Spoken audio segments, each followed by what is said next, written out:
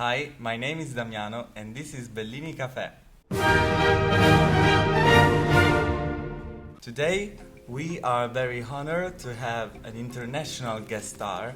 He is a world-famous pianist and a great personality. Ladies and gentlemen, the one and only Cyprien Katsaris. Welcome. Buonasera. Well, first of all, I hope you're enjoying Sicily and Catania.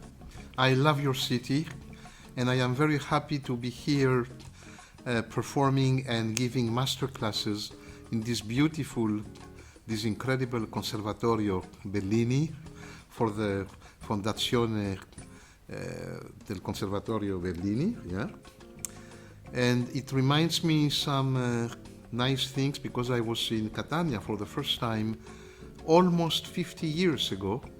I played a recital in the Teatro Massimo Bellini, and then several years later I came back con l'Orchestra Sinfonica de Sicilia, which is based in Palermo, I think, yes, and we played Brahms Concerto No. 2, and I am very happy to be here. And I have to tell you something. I mean, this is not just making compliments, you know, because there is something very special here. And I tell you what, because many people in Catania don't know that.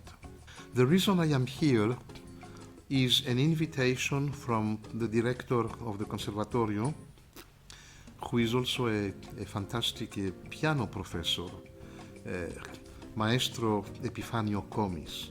And why I say he's a fantastic professor? Because some of his students get some of the highest prizes, piano prizes, in international piano competition. Many years ago, we were always impressed by the Russian young pianists. Now it's different. Now you have Korean, Chinese pianists, of course, Japanese, and these young pianists who come from Catania. It's a new phenomenon. You should be, all of you, very proud about this situation. A city which is not one of the big capitals in a country produces such great talents. So that's one other reason why I'm very happy to be here. Well, after all, Catania is the city of Vincenzo Bellini, who is, I guess, he's one of your favorite composers. And he was the favorite composer of Chopin. And something very few people know, Chopin wrote a piano accompaniment of La Casta Diva. You didn't know that. Yes, and many great composers praised Bellini, even those who didn't appreciate Italian opera, yes, like Wagner or Schumann. Yes. They all said Bellini is a great talent. Yes, something very, very special. Yes. Very special. Operabase.com says that there aren't many productions of Bellini's Really? operas compared to Verdi or Carmen by Bizet. But in your opinion, why? Maybe it's more difficult. Do you know many singers who can sing in the most top way La Casta Diva? Like Callas, for example? Do you know many? Not many. It's difficult. Bellini is a difficult composer to sing. When I played the concert here a few days ago in this beautiful hall you have, I wanted absolutely to do some homage a Bellini. That's why I started by improvising on La Sonnambula. And when I listened to this melody or I played, I have tears. I mean, it is so beautiful. So beautiful. And I recorded recently a transcription of La Casta Diva. It's a special CD about a Greek composer, Nikolaos Manzaros.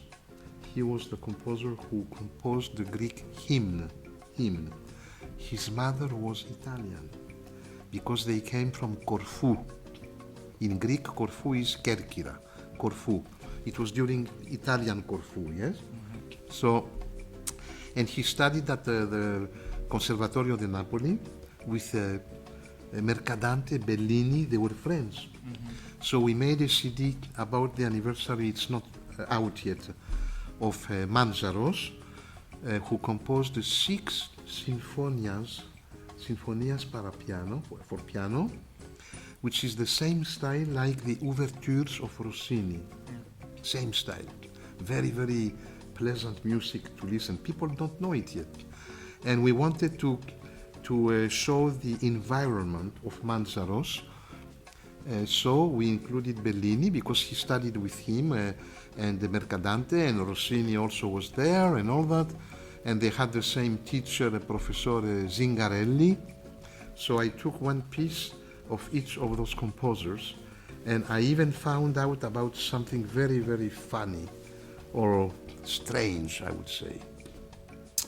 I found a transcription, an arrangement of an aria from an opera of Mercadante, and it's very strange, but there is one bar, una misura, the same like in Casta Diva. So we are trying to figure out who took it from whom. Because Mercadante wrote the first version of this opera, Gabriele di Bargi, what's the name, I forgot now, in 1828 about. It was the first version, versione, and then Bellini wrote La Norma. It was played in La Scala in 1831 or 32, and then Mercadante wrote a second version 1 or 2 years later after La Norma. So we are trying to figure out. I met here a famous musicologist who is teaching here, who studied in La Sorbonne in Paris. We had a talk today about the subject to find out who took this from whom. Maybe Mercadante took it from Bellini, maybe Bellini from Mercadante. Probably Mercadante because of this misteriosa second version after he heard La Norma. Yeah, so probably he stole from Bellini.